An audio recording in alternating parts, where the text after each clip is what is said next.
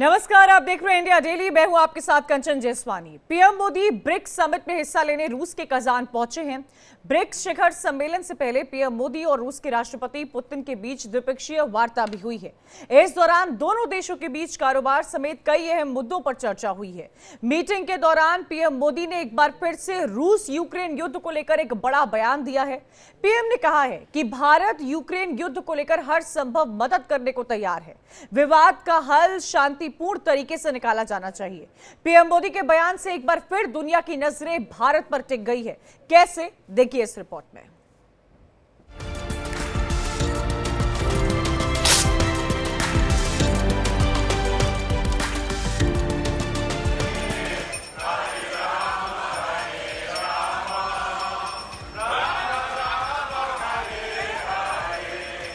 आकाश गूंजे पूछे जहां सारा आकाश में मोदी।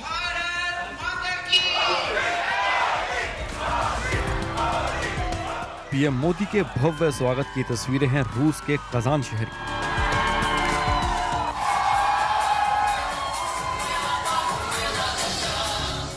ब्रिक्स के 16वें शिखर सम्मेलन में हिस्सा लेने पीएम मोदी कजान पहुंचे हैं। पीएम मोदी की 2 दिवसीय रूस यात्रा पर पूरी दुनिया की नजर है, क्योंकि 3 महीने में दूसरी बार पीएम मोदी और रूस के राष्ट्रपति पुतिन एक मंच पर मौजूद हैं।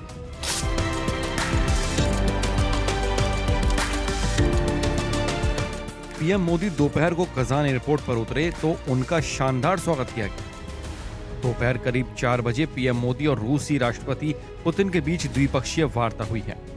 इस दौरान दोनों नेताओं के बीच यूक्रेन वॉर और दोनों देशों के रिश्तों पर गहन वार्ता हुई है।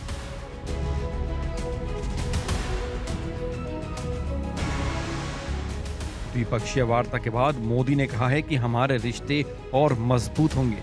रूस के साथ भारत के रिश्ते बेहद अहम हैं। मोदी ने एक बार फिर कहा है कि हर समस्या का समाधान शांति से ही होगा। मोदी ने कहा कि युद्ध पर भारत अपने पुराने रुख पर कायम है। एक्सेलेंसी, रूस और यूक्रेन के बीच चल रहे संघर्ष के विषय पर हम लगातार संपर्क में रहे हैं। जैसा मैंने पहले भी कहा है, हमारा मानना है कि समस्याओं का समाधान शांतिपूर्ण तरीके से ही होना चाहिए। शांति और स्थिरता की जल्द से जल्द बहाली का हम पूरी तरह समर्थन करते हैं। हमारे सभी प्रयास मानवता को प्रमुखता देते हैं। आने वाले समय में भी भारत हर संभव सहयोग देने के लिए तैयार है। पीएम मोदी लगातार शांति की बात कर रहे हैं और युद्ध खत्म करके कूटनीति से विवादों का हल निकालने की अपील कर रहे हैं। एक बार फिर मोदी ने पुतिन से कहा है कि शांतिपूर्ण तरीके से विवादों का हल निकाले। पीएम ने कहा है कि शांति और स्थिरता के लिए हमारी कोशिश जारी है। मैं आपकी मित्रता, गर्मजोशी भरे स्वागत और आतिथ्य सत्कार के लिए हार्दिक आभार व्यक्त करता हूं।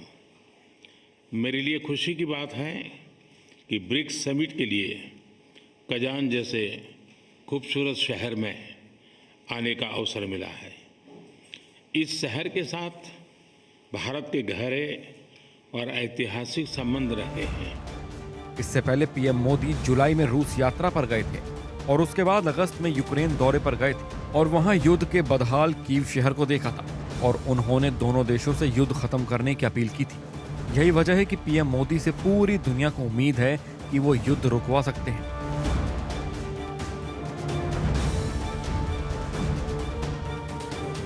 दूसरी तरफ ब्रिक्स के जरिए रूस, चीन, साउथ अफ्रीका, ब्राजील और भारत मिलकर दुनिया को बड़ा संदेश देने की कोशिश करेंगे। युद्ध संकट के बीच ब्रिक्स शिखर सम्मेलन की अहमियत और भी ज्यादा बढ़ गई है। रूस रवाना होने से पहले पीएम मोदी ने एक्स पर लिखा, भारत ब्रिक्स के अंदर घनिष्ठ सहयोग को महत्व देता है, जो वैश्विक विकास एजेंडा, जलवायु परिवर्तन, आर्थिक सहयोग के मुद्दों पर संवाद और चर्चा के लिए अहम मंच के रूप में उभरा है। ब्रिक्स के विस्तार ने इसकी समावेशिता और वैश्विक भलाई के एजेंडे को और मजबूत किया है। पीएम मोदी की इस यात्रा से रूस के साथ रणनीतिक साझेदारी और मजबूत होगी। यूक्रेन युद्ध के बावजूद भारत ने रूस से हथियार और तेल न सिर्फ खरीदा बल्कि उसे हथियार मुहैया भी कराए हैं। भारत और रूस के बीच दशकों पुराना बेहद मजबूत रक्षा संबंध है। भारतीय सेना में आज भी 85% से ज्यादा उपकरण रूसी हैं। MiG-21, सुखोई जेट और ब्रह्मोस मिसाइल रूस से मिले हैं। S-400 मिसाइल सिस्टम भी रूस भारत को दे रहा है। 5 सालों में भारत दुनिया का सबसे बड़ा हथियार आयातक देश बन गया है। इस आयात में रूस की सबसे ज्यादा हिस्सेदारी है। Последовательно развиваются крупные проекты.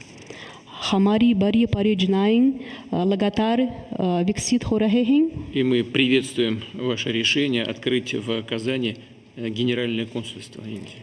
और जो आपने कजान में भारत का कौंसल जनरल खोलने का निर्णय लिया, हम इसका स्वागत करते हैं। Расширение дипломатического присутствия Индии в России будет способствовать дальнейшему развитию двухсторонних отношений. भारत के कूटनीतिक उपस्थिति से हमारे सहयोग को फायदा मिलेगा। सबसे बड़ी बात यह है कि भारत और रूस के बीच व्यापार में भारतीय रुपए का इस्तेमाल हो रहा है। रूस के व्यापारियों ने भारतीय रुपए में व्यापार शुरू किया है। इसके लिए वोस्त्रो खाते भी खोले गए हैं। रूस यूक्रेन युद्ध की वजह से अमेरिका ने रूस पर कई तरह के प्रतिबंध लगाए हैं, जिससे रूसी कारोबारियों के $8 अरब फंस गए हैं। अमेरिका के प्रतिबंधों के बावजूद भारत रूस के साथ अपने कारोबारी रिश्तों को मजबूत बनाए हुए है। भारत रूस से तेल और हथियार खरीद रहा है। Bureau report, India daily. आइए पहले आपको दिखाते हैं कि रूस और यूक्रेन युद्ध को लेकर पीएम मोदी ने क्या कुछ कहा है। ग्राफिक्स के जरिए इस बात को समझिएगा। पीएम मोदी ने कहा है कि हर समस्या का समाधान शांति से होना चाहिए, और ये पहली बार नहीं है जब पीएम मोदी ने ऐसी कोई बात कही है। हर प्लेटफॉर्म से पीएम मोदी यही बोलते आए हैं कि भारत शांति स्थिरता का समर्थन करता आया है। भारत के प्रयासों में मानवता को प्राथमिकता दी गई है। यूक्रेन संघर्ष में भारत हर सहयोग करने को तैयार है। भारत दोनों देशों के साथ लगातार संपर्क में है। युद्ध पर भारत का रुख पहले की ही तरह है और वो साफ है कि शांतिपूर्ण तरीके से इस युद्ध को रोका जाए। और इसी को लेकर ब्रिक्स सम्मेलन में क्या कुछ चल रहा है, क्या बायलैटरल टॉक्स हो रही है, चीन का क्या रुख होने वाला है, और देशों के साथ जो प्लानिंग चल रही है, डिनर में क्या कुछ होगा, क्या बातचीत होगी, क्या मैसेज दुनिया भर को कन्वे करेगा, इन सभी मुद्दों पर चर्चा करेंगे। हमारे साथ रिटायर्ड मेजर जनरल संजय सोई जुड़ गए हैं डिफेंस एक्सपर्ट के तौर पर, साथ ही रोबिंदर सचदेव है विदेश मामलों के जानकार। आप दोनों का बहुत बहुत स्वागत है हमारे इस शो में। Sanjay Soi ji, I would like to come to you first, and मैं ये समझना चाहूंगी कि इस समिट में और जो तस्वीरें सामने आई हैं, जो पीएम मोदी का भव्य स्वागत वहां पर किया गया है, भारत की वेशभूषा में जो भारतीय लोग वहां पर है, जिस तरह से उन्होंने स्वागत किया है, एयरपोर्ट पर उतरते ही कैसे ब्रेड नमक के साथ, लड्डू के साथ पीएम मोदी का स्वागत किया गया है, पुतिन के साथ उनकी बातचीत, और ये कहना कि हम अपनी भाषा में बोले, पुतिन का ये कहना कि अगर हम अपनी भाषा में बोलें तो भी ये बात पीएम मोदी को समझ में आती है, ट्रांसलेशन की जरूरत नहीं होती है। ये दिखाता है कि हमारे संबंध कितने गहरे हैं। क्या दर्शाता है इंटरनेशनल फोरम पर? बिल्कुल कंचन जी, ये दिखा रहा है कि किस प्रकार से भारत की मित्रता रूस के साथ और भारत की इंपॉर्टेंस ब्रिक्स में, क्योंकि भारत एक शुरू से ब्रिक्स का मेंबर रहा है। जब हम देखें कि जो ब्रिक्स के ओरिजिनल कंट्री हैं वह ब्राजील, रशिया, इंडिया, चाइना और साउथ अफ्रीका, जो 5 देश थे। उसके बाद से अभी 4 देश और जुड़ गए, 9 देश हो गए, लेकिन भारत इसका एक अहम हिस्सा रहा हुआ है। और जो भारत ने जिस प्रकार से जो बातें कही हैं, जो भारत के स्टैंड है, वो रशिया समझता है। लगातार पुतिन ने भी ये कहा था कि हम लोग हमेशा से आपस में टच में रहे, हमारे एक्सटर्नल अफेयर मिनिस्ट्री भी, विदेश मंत्रालय भी आपस में टच में रहता है, और हमारा व्यापार भारत के साथ बढ़ रहा है, हमारा डिफेंस कॉर्पोरेशन भारत के साथ बढ़ रहा है। बात सच है, क्योंकि चाहे भारत किसी दुनिया का जितना मर्जी प्रेशर आया, लेकिन भारत ने एक बात निश्चित रखी कि हमारा नेशनल इंटरेस्ट, यानी कि भारत का इंटरेस्ट सबसे ऊपर रहा है। चाहे वो अमेरिका ने प्रेशर डाला, लेकिन S-400 भारत ने लिए, भारत ने रशिया से गैस और तेल ली, भारत का रशिया के साथ ट्रेड चल रहा है सैंक्शन के बाद भी, क्योंकि भारत ने एक न्यूट्रल पोजीशन रखे हुए। और ये बात आज मोदी जी ने कह भी दी वहां इस फोरम में, और एक बार नहीं अनेकों बार पहले भी कहा है कि ये युग युद्ध का नहीं है, ये युग शांति का है। ये बात उन्होंने पुतिन के सामने खुल के कही है, क्योंकि ये बात चाहे उन्हें अच्छी लगे खराब लगे, लेकिन भारत का जो अपना स्टैंड है ये हमेशा से मेंटेन रखा है। क्योंकि भारत 2-3 चीजों के खिलाफ है, टेरर के खिलाफ है, शांति के लिए है, मानवता के साथ है। तो कभी भी जरूरत पड़े तो हम जो दुनिया के गरीब देश हैं उनकी मदद के लिए हम हमेशा आगे रहे। ये यानी फिलॉसफी कि नहीं, ये बात पीसफुल और ह्यूमैनिटेरियन ग्राउंड्स हमारे देश भारत के लिए सर्वोपरि रहा है। और इसी को आगे बढ़ाते हुए रविंद्र सचदेव जी, मैं आपसे ये समझना चाहूंगी, पिछले 2.5 साल की बात की जाए, वक्त बीतता गया, समय गुजरता गया, लेकिन लगातार रूस और यूक्रेन का जो युद्ध है वो सुर्खियों में बना रहा, खबरों में बना रहा। कितना कुछ डेवास्टेशन हुआ है वो हम सब ने देखा है। ह्यूमन लाइव्स का लॉस हुआ है, प्रॉपर्टी का लॉस हुआ है, आर्मी का लॉस हुआ है, कैडर्स का लॉस हुआ है, जिसकी चर्चा करना, जब तक हम चर्चा करते रहेंगे वो समय लगातार बढ़ता जाएगा। लेकिन क्या आपको लगता है कि इस ब्रिक्स समिट से आने वाले वक्त में, हालांकि इंडिया का स्टैंड पहले भी क्लियर रहा है कि नथिंग अबव पीस, क्या आपको लगता है पीएम मोदी के इंटरवेंशन से, क्योंकि पुतिन पहले भी बोल चुके हैं अगर कोई कुछ कर सकता है तो वो भारत ही कर सकता है, आने वाले वक्त में इन दो देशों की जो युद्ध की स्थिति है उसमें कुछ बदलाव देखने को मिलेगा? Thank you. देखिए, मेरे हिसाब से मोदी जी की जो 3rd टर्म में इलेक्शन हुई उसके बाद से हमारी फॉरेन पॉलिसी ने एक अपनी गियर चेंज करी। जैसे गाड़ी में फर्स्ट से सेकंड गियर आता ना, गियर चेंज करी है बिल्कुल। और इस गियर चेंज में हमने डिसाइड किया कि अब हम दुनिया के थिएटर पे प्रोएक्टिव काम करेंगे कुछ फ्रंट्स पर। और सबसे पहला फ्रंट जो हमने चुना है मोदी जी ने, वो है रशिया यूक्रेन कॉन्फ्लिक्ट। और मोदी जी ने बनाया एक, मैं कहूँगा, single point plan, stop the war. Zelensky का 10 पॉइंट प्लान है, शी जिनपिंग का 13 पॉइंट है, शी जिनपिंग और ब्राजील का 6 पॉइंट प्लान है। मोदी जी ने, मैं जो सोच समझता हूं, बनाया सिंगल पॉइंट प्लान। और ये पुतिन से मिले। अब आप कड़ी देखिए, पुतिन से मिले जुलाई में, उसके बाद मिले ज़ेलेंस्की से कीव जाकर के।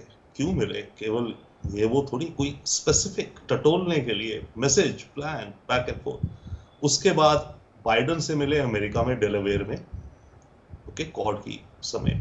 उसके बाद वापस ज़ेलेंस्की से मिले न्यूयॉर्क में, यूएन के साइडलाइंस में। क्या जरूरत है ज़ेलेंस्की से मिलने की न्यूयॉर्क में? मिले क्योंकि मैसेज कन्वे हो रहे हैं, एक्सचेंज हो रहे हैं। और अब ये पुतिन से मिल रहे हैं।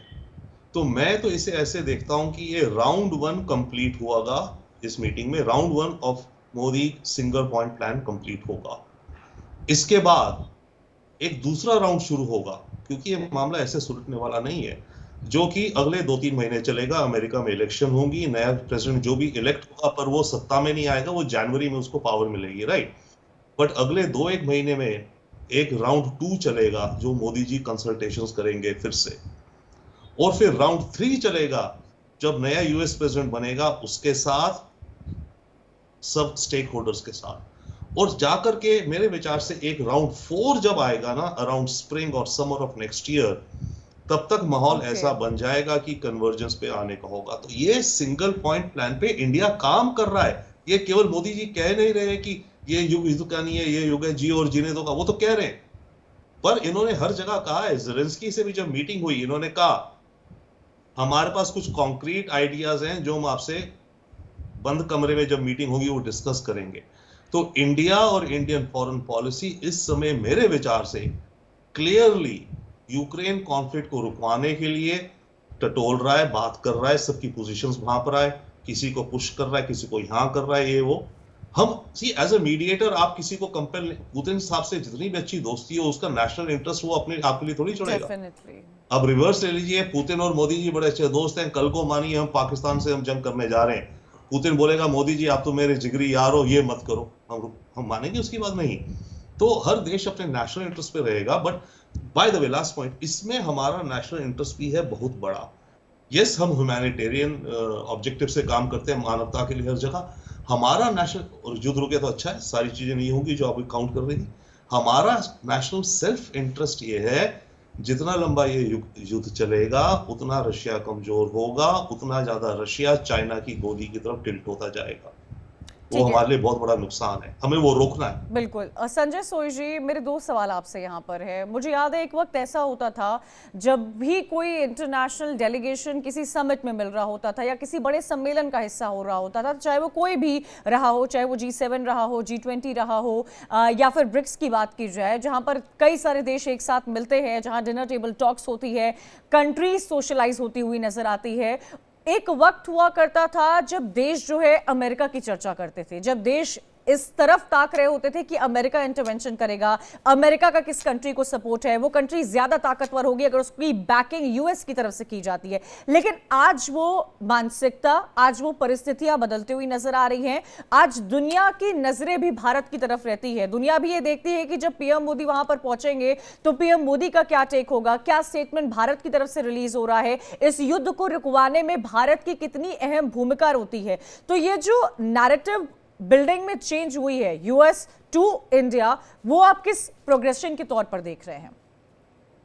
कंचन जी, आपका ये कहना और सोच बिल्कुल ठीक है, क्योंकि अब देखिए सोच में बदलाव तो आया है।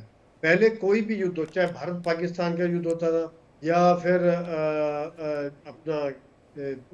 कोई भी दुनिया में कहीं भी टेंशन, लोग अमेरिका की तरफ जाते थे, वो मध्यस्थता करे या वो जिसके साथ खड़ा हो गया वो देश ताकतवर हो गया, वो युद्ध जीत गया तकरीबन।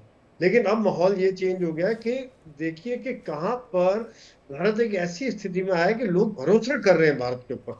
यूक्रेन भी भरोसा कर रहा है, रशिया भी भरोसा कर रहा है। क्या वो रशिया अमेरिका में भरोसा करेगा? नहीं करेगा। क्या यूक्रेन किसी और देश पर, ईरान पर भरोसा करेगा? नहीं करेगा। तो यहाँ पर एक चीज इस तरह की स्थिति निकल के आ रही है, जो जिस प्रकार से रविंदर जी बता रहे थे, बिल्कुल ठीक है कि धीरे धीरे हम उस चीज को बिल्डअप कर रहे हैं, उस चीज को लेके आ रहे हैं, क्योंकि समय लगता है। आज भारत की फ्रैंकली मसल पावर इतनी नहीं है, लेकिन इकोनॉमिक पावर के तौर पर हम 5th लार्जेस्ट जीडीपी बन चुके हैं। ये चीज भी लोग दुनिया को समझ में आ रही है। भारत की चाहे वैक्सीन डिप्लोमेसी रही या थर्ड वर्ल्ड के साथ हम लोग जो खड़े हुए हैं, साउथ अफ्रीकन वीक कंट्रीज के साथ हम लोग खड़े रहे, ये सब देखते हुए अफ्रीकन यूनियन को जोड़ा, ये सब देखते हुए दुनिया का एक भरोसा भारत के ऊपर है कि ये जो करेंगे ये ठीक डिसीजन देंगे, ये ना इसकी तरफ होंगे या इसकी तरफ होंगे, जो एक सही रास्ता होगा, जिसको कहते हैं न्याय का रास्ता, वो भारत दिखाएगा। कंचन जी, और यही मुझे लगता है भारत की जो छवि है दुनिया भर में ऐसी ही है कि पीसफुल टॉक्स, ह्यूमैनिटेरियन ग्राउंड्स, इन तमाम सेंटिमेंट्स को ऊपर रखा जाता है। रुबिंदर जी, मैं आपसे ये समझना चाहती हूँ कि इन सब में चाइना को आप कहाँ देख रहे हैं? चाइना का समर्थन क्या रहा है? चाइना का बैकग्राउंड रशिया को लेकर लगातार हम सबके सामने रहा है, वो भी। और मैं ये समझना चाहूंगी, जब भारत की मेजबानी में G20 का आयोजन किया गया था, जिसका जिक्र संजय सोई भी कर रहे थे कि अफ्रीकन यूनियन को इसका हिस्सा दिया गया है, G20 से G21 हुआ, उसमें चाइना का शीर्ष नेतृत्व नहीं पहुंचा था। चाइना का रोल आज की तारीख में कहां नजर आ रहा है आपको? चाइना का रोल तो देखिए, चाइना की तो जो रोल दुनिया में चल रहा है वो लगा हुआ है रेस में अमेरिका के साथ। दुनिया में जो सबसे बड़ा खेल अव्वल नंबर पे चल रहा है वो है अमेरिका नंबर 1 सुपर पावर है, चाइना नंबर 2 है। चाइना कहता है मैं नंबर 1 बनूंगा, अमेरिका कहता है मैं तुझे बनने नहीं दूंगा, और चाइना कहता है रोक सको तो रोक लो। बेसिक ये हो रहा है। इसके चलते अमेरिका चाइना के ऊपर टेक्नोलॉजी सैंक्शंस लगा रहा है, इन्वेस्टमेंट्स रोक रहा है, अपनी कंपनीज को कह रहा है, सप्लाई चेन्स बदलने की प्रयास कर रहा है, और टेक्नोलॉजी की रेस है डेवलपमेंट की, क्योंकि फ्यूचर जो डोमिनेट करेगा टेक्नोलॉजीज में करेंगे। तो चाइना का अव्वल तो वो एक कॉन्फ्लिक्ट चल रहा है बड़े रूप में, और दूसरा yes at the same time China ये चाहता है कि मैं अपना एक इन्फ्लुएंस बढ़ाऊं नॉन वेस्टर्न दुनिया में, ताकि मैं अमेरिका को काउंटर भी कर सकूं और मेरा ट्रेड व्यापार भी बढ़ सके इन सब देशों में। और अमेरिका उसके ट्रेड व्यापार को रोकना चाहता है। ये जो क्वाड बना है फॉर एग्जांपल, ये मिलिट्री अलायंस तो है नहीं, इसका ऑब्जेक्टिव है कि चाइना को कुछ सिक्योरिटी है, बट कि चाइना का मार्केट एक्सपेंशन जो एशियाई देशों में हो। क्वाड के देश तो 4 हो गए, उनको छोड़ी में जो छोटे छोटे और देश हैं, मलेशिया, सिंगापुर, इंडोनेशिया, कि इन सब देशों के साथ क्वाड के देशों की सप्लाई चेन्स लिंक हो जाएं, मार्केट्स आपस में एक्सचेंज हो, ताकि चाइना को यहाँ पर मार्केट एक्सपेंशन का रास्ता ना मिले ज्यादा। तो इस तरह की चल रही है ना। Regarding India and China relations, हमारे रिलेशंस कॉम्प्लिकेटेड है, बट इंटरेस्टिंग बात है जो कल लाइन ऑफ एक्चुअल कंट्रोल के ऊपर जो हुआ है कि बॉर्डर पेट्रोलिंग पे एग्रीमेंट हुई है दोनों देशों की। इसको टाइमिंग देख करके एक तो ये लगता है कि कंडीशंस बन गई हैं कि अब शी जिनपिंग और मोदी जी की बायलैटरल मीट होगी कजान में, चांस बढ़ गया है। ओके, अब बात यह कि हम तो शुरू से ही कह रहे थे सॉल्व करो कुछ, चाइना ने अब कल परसों या पिछले हफ्ते क्यों एडजस्ट करा है हमारे साथ, मानिए। तो इसका मतलब है कि चाइना भी शायद देखता है कि मोदी के साथ शी जिनपिंग की जो मीटिंग होगी वो कुछ और बड़ी चीजों को लेकर के भी होगी, ताकि इस मुद्दे को टेंटेटिवली साइड करा जाए। और जरूरी नहीं है 6 महीने बाद चाइना फिर कर देगा, बट अभी के लिए, राइट। और चाइना को भारत का सपोर्ट भी चाहिए ब्रिक्स में। देखिए ब्रिक्स, जैसे जनरल सोई बता रहे थे, एक टीनेजर है, ये भी 14-15 साल बना है, टीनेजर है, राइट। दुनिया की संगठनों को देखा जाए, यूएन तो 70 साल का है। तो ब्रिक्स अभी नया बन रहा है और इसके अंदर इनके रूल्स आपस में नए बन रहे हैं। जो ये 6 देश नए ऐड हुए हैं और आगे जो ऐड होने उनका क्राइटेरिया क्या होगा। हम कुछ चाहेंगे, पाकिस्तान की शायद अभी बात हो रही थी, चाइना कुछ चाहेगा, रशिया जो पुराने दिग्गज हैं इस ब्रिक्स में, राइट, कि किनको ऐड किया जाए किनको ना ऐड किया जाए। और ये जो जॉइंट ग्रुप बनेगा ब्रिक्स का, इसकी कॉमन मिनिमम प्रोग्राम क्या है एक तरह से, राइट। तो और ये क्लियर होगा अभी कजान में एक डिक्लेरेशन जो इशू करेंगे समिट के बाद, कजान डिक्लेरेशन, मेरे विचार से वो बहुत अहम होगी। तो चाइना ने शायद ये इसलिए भी करा है कि ब्रिक्स में जो डिस्कशंस वगैरह हो उसमें भारत का रवैया थोड़ा सॉफ्ट, मैं नहीं कहूंगा, बट थोड़ा पॉजिटिव रहे चाइना के प्रति। इसलिए चाइना की तरफ से ये एक स्टेप लिया गया है। ठीक है, वो अंडरस्टूड भी कहीं ना कहीं लग ही रहा था कि चाइना ब्रिक्स समिट से पहले ऐसा कोई स्टेप लेता है। संजय सोई जी, मैं आपसे ये समझना चाहूंगी, चाइना को लेकर एक माइंडसेट सभी लोगों का बना हुआ है, जैसा कि लगातार सर भी कह रहे थे, रोमिंदर जी का ये कहना था कि चाइना यूएस के अगेंस्ट रेस कर रहा है। मार्केट एक्सपेंशन को लेकर चाइना की आज क्या स्थिति बनी हुई है? इंडिया चाइना के रिलेशंस को आप कैसे देख रहे हैं? जो पिछले समय से इंडिया चाइना के रिलेशन में खटास देखने को मिली है, क्या आपको लगता है आने वाले वक्त में ये चीज कंटिन्यू होगी? और जहां ट्रेड की बात आती है, चलिए कुछ देश ऐसे होते हैं जो ट्रेड पर रोक लगा देते हैं, लेकिन जिस तरह से चाइना का मार्केट एक्सपेंशन रहा है, चाहे नॉर्थ वेस्टर्न कंट्रीज की बात की जाए या एशियन मार्केट की बात की जाए या फिर इंडिया की फॉर दैट मैटर क्यों ना बात की जाए, क्या आपको नहीं लगता कि चाइना का एक्सपोर्ट बहुत ज्यादा है और कहीं ना कहीं ये तमाम वो चीजें हैं जो चाइना की जीडीपी, चाइना की इकोनॉमी, चाइना की इंटरनल पॉलिसीज को और भी स्ट्रॉन्ग करता हुआ नजर आ रहा है? नहीं, बिल्कुल कंचन जी, ऐसा है कि 2-3 बातें मैं यहाँ पे फटाफट बताना चाहूंगा। एक तो पहली बात तो ये कि बहुत अच्छा डेवलपमेंट हुआ कि जहां पर कि सीमा के ऊपर पेट्रोलिंग वाली बात चालू हुई, क्योंकि भारत का स्टैंड ये रहा था शुरू से कि जब तक सीमा पर शांति नहीं होती है, सीमा पर समझौता नहीं होता है, उसके बाद हम लोग बाकी और बड़े मुद्दों पे बातचीत आगे नहीं बढ़ा पाएंगे। हमारे एक्सटर्नल अफेयर मिनिस्टर ने और पहले कई बार 2-3 बार ये चीज क्लियर कर दी थी। तो एक पॉजिटिव डेवलपमेंट है, 1-2 महीने से पहले शुरू हो गया था, थोड़ा इस तरह के इंडिकेशन मिलने शुरू हो गए थे। सितंबर के पहले हफ्ते में भी ऐसे बातचीत आई थी कि सॉफ्टनिंग अप हो रहा है। यहाँ पर देखिए, दोनों देश पड़ोसी देश हैं, दुनिया के सबसे ज्यादा पॉपुलेशन वाले फर्स्ट और सेकंड हैं, और फिफ्थ और सेकंड लार्जेस्ट इकोनॉमी है। आज हम फिफ्थ लार्जेस्ट इकोनॉमी है, थर्ड लार्जेस्ट की तरफ बढ़ रहे हैं। तो ऐसे में दोनों का करीबी होना दोनों देशों के लिए बहुत अच्छा है।